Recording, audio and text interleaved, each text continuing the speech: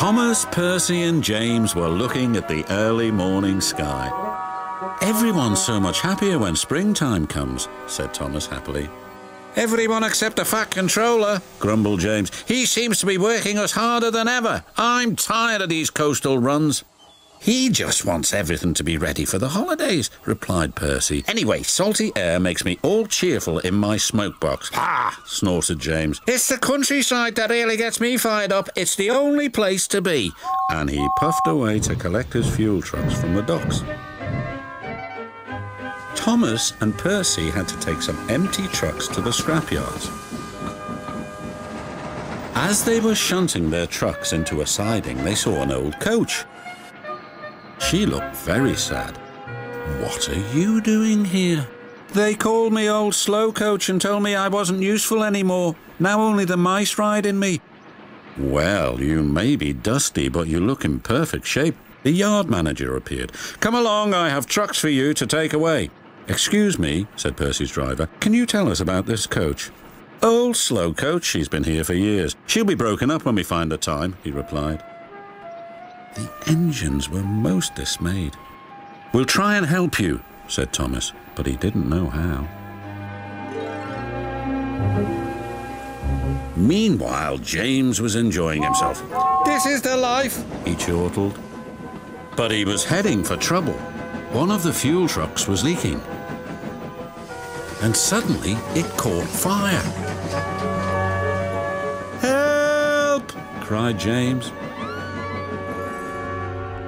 They reached the siding and his driver gave the alarm. "It's fuel and it's dangerous." As Thomas and Percy approached the junction, they saw the smoke and a guard waving a red flag.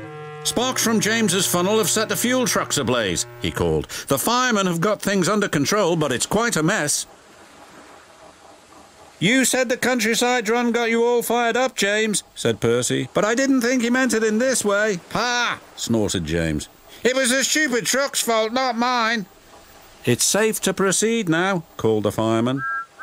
Thomas and Percy puffed slowly by, but now they felt sorry for James. It wasn't long before they reached the station.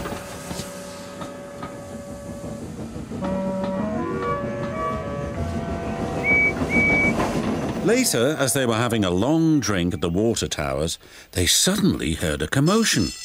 "What's the matter?" Thomas asked.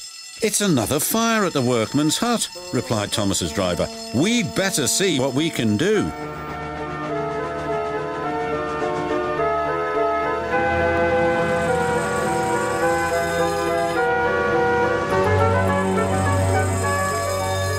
The fire engines arrived, but they had a big problem. "We are completely out of water," cried a fireman. "We can't use seawater because it clogs our works. We'll just have to let that building burn." Then Thomas had an idea. "Why don't you use the water in our tanks? We've just refilled them."